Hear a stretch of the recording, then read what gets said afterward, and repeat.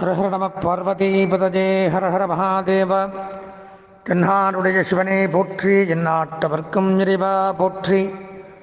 குளம் தரும் செல்வம் தந்திடும் அடியார் படுதுயராஜனவெல்லாம் நிலம் தரம் செய்யும் நீல் விசும்பு அருளும் அருளோடு பெருநிலம் அளிக்கும் வளம் தரும் மற்றும் தந்திடும் பெற்ற தாஜினும் ஆஜின செய்யும் நலம் தரும் சொல்லை நான் கண்டு கொண்டேன் நாராஜனா என்னும் நாமமே. எல்லாம் வல்ல மகாவிஷ்ணுவனுடைய பெருங்கருணையினாலே அன்பார்ந்த நேயர்களுக்கு உங்களுடைய ஜோதிட ஆச்சாரியர் ஜோதிட குரு காஞ்சி காமகோடி பீடம் வேத சிவாகம பாடசாலை குருகுல முதல்வர் சிவஸ்ரீ டி சரவணமாணிக்க சிவாச்சாரியார். அலைபேசி 9865098370. என்னுடைய பணிவான வணக்கங்கள் மற்றும் ஆசீர்வாதங்கள். காண இருக்கக்கூடிய இந்த பதிவு அப்படின்னு பார்த்தோம்னா, வார ராசி பலன்கள் அப்படிங்கிற தலைப்பில் 13/12/2021 முதல் 19/12/2021 வரைக்கும் இருக்கக்கூடிய தினங்களில் இந்த மேஷம், ரிஷபம், மிதுனம், கடகம், சிம்மம், கன்னி, துலாம், விருச்சிகம், தனுசு, மகரம், கும்பம், மீனம் ஆகிய 12 ராசிக்காரர்களுக்குண்டான சுப பலன்கள், அசுப பலன்கள், சந்திராஷ்டம தினங்கள், வணங்க வேண்டிய தெய்வங்கள், அதிர்ஷ்ட எண்ணங்கள், அதிர்ஷ்ட எண்கள், அதிர்ஷ்ட வண்ணங்கள், அதிர்ஷ்ட திசைகள், இதெல்லாம் பற்றி பார்க்குறோம். பார்ப்பதற்கு முன்பாக இந்த வாரத்தில் வரக்கூடிய விசேஷ தினங்கள், வழிபட வேண்டிய தெய்வங்கள், அனுஷ்டிக்க வேண்டிய விரதங்கள், இதெல்லாம் பற்றி பார்த்துட்டு நம்ம 12 ராசிக்குண்டான பலாபலன்களை விரிவாக பார்ப்போம். 13/12/2021 திங்கட்கிழமை, கார்த்திகை மாதம் 4வது சோமவாரம்னு சொல்கிறாங்க. இந்த கார்த்திகை மாதத்தில் வரக்கூடிய திங்கட்கிழமை நாளுமே ரொம்ப விசேஷமானது. சிவபெருமானுக்கு மிகவும் உகந்த திங்கட்கிழமைன்னு சொல்லலாம். சிவபெருமானுக்கு மிகவும் விசேஷமானது. அந்த 4 சோமவாரமும் எல்லா பெரிய பெரிய சிவாலயங்கள்லேயும் சங்காபிஷேகம், இந்த மாதிரி விசேஷ திரவியங்கள்லாம் அபிஷேகங்கள்லாம் நடக்கும். இந்த கார்த்திகை சோமவாரம் அப்படின்னு சொல்லக்கூடிய 4 சோமவாரங்கள்லேயும் சிவபெருமானை வழிபட்டு வந்தால் இருக்கக்கூடிய தோஷங்கள் எல்லாம் விலகி சகல சௌபாகியங்களையும் பெறக்கூடிய அமைப்பு அப்படிங்கிறது வருஷத்தில் ஒரு மாதமாக விருச்சிக மாதம்னு சொல்லக்கூடிய இந்த கார்த்திகை சோமவாரத்தில் கிடைக்கும். 14/12/2021 செவ்வாய்க்கிழமை சுக்லபக்ஷ சர்வ ஏகாதசி, வளர்பிறை ஏகாதசி. மகாவிஷ்ணுவை குறித்து வழிபடக்கூடியவர்கள், பெருமாள் பக்தர்கள், இவங்கெல்லாம் அந்த ஏகாதசி விரதத்தை அனுஷ்டிப்பது அப்படிங்கிறது மிகவும் நல்லது. அப்புறம் 16/12/2021 வியாழக்கிழமை தனுர்மாத பூஜை ஆரம்பம். மார்கழி 1 ஆலயங்கள்லாம் அதிகாலையில் சிறப்பு வழிபாடுகள், அந்த பிரம்ம முகூர்த்தத்தில் பூஜைகள்லாம் நடக்கும். அதை அன்றைய தினமே பார்த்தோம் அப்படின்னா, கிருத்திகை முருகப்பெருமானுக்கு உகந்த கிருத்திகையும் அன்றைக்கே வருது.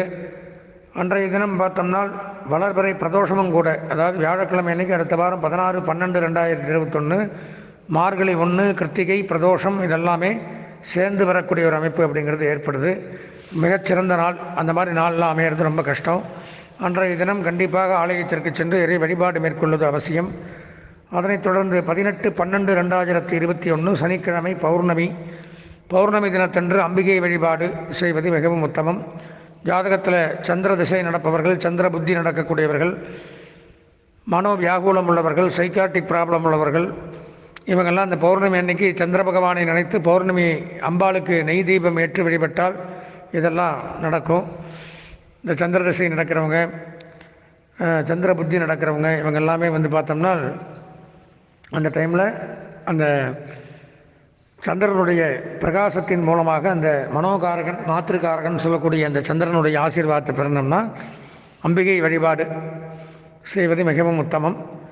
இந்த வார சந்திராஷ்டமம் அப்படின்னு பார்த்தோம்னா சிம்மம், கன்னி, துலாம், மகம், பூரம், உத்திரம், அஸ்தம், சித்திரை, சுவாதி, விசாகம் ஆகிய நட்சத்திரத்தை சேர்ந்தவர்கள் இந்த வாரம் சந்திராஷ்டமம் சம்பவிக்கிறதுனால கொஞ்சம் எச்சரிக்கையாக கவனமாக இருக்கணும்.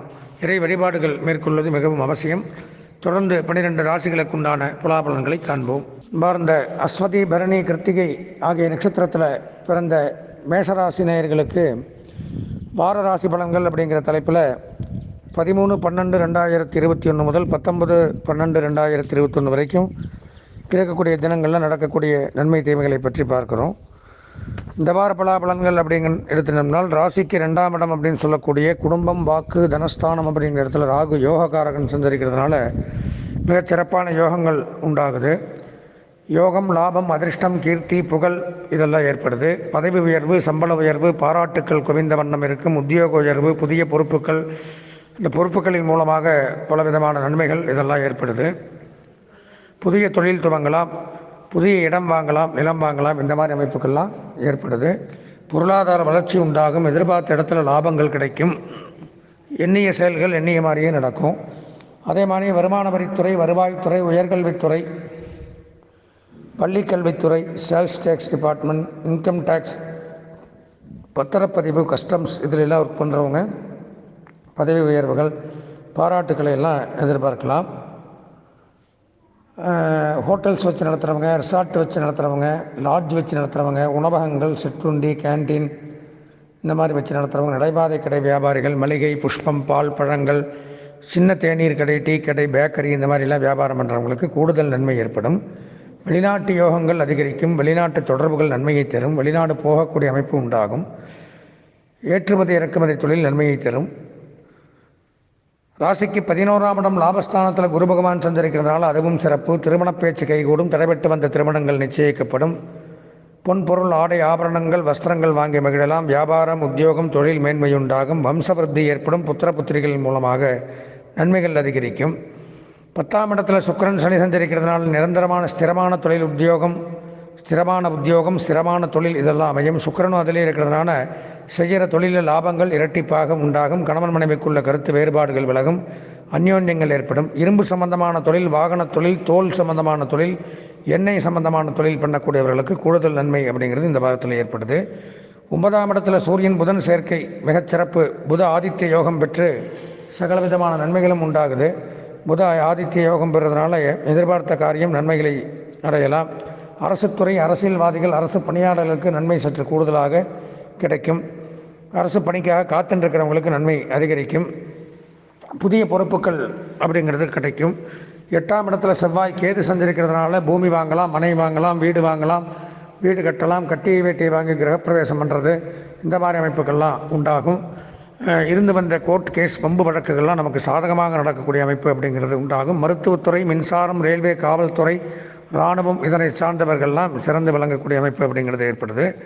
பொதுவாக மேஷராசி அப்படின்னு எடுத்திருந்தால் இந்த வார பலாபலன்களில் ஒரு 90% நன்மைகளை பெறக்கூடிய ராசியாக விளங்குது. இந்த வாரம் அதிர்ஷ்டமான வண்ணம் நீலம், அனுகூலமான திசை கிழக்கு, அதிர்ஷ்டமான எண் 5, வணங்க வேண்டிய தெய்வம் முருகப்பெருமான். எனவே முருகப்பெருமானை வணங்கி இந்த வாரத்தை இனிமையான வாரமாக மாற்றிக்கொள்ள ஆசீர்வதித்து விடைபெறுகின்றேன். நன்றி, வணக்கம். ஸ்ரீ குபேரன் டிவியை பார்த்தமைக்கு நன்றிகள். மேலும் இது போன்ற தகவல்களை தெரிந்து கொள்ள ஸ்ரீ குபேரன் டிவியை சப்ஸ்கிரைப் செய்யுங்கள். மறக்காமல் பெல் ஐக்கானை கிளிக் செய்யுங்கள்.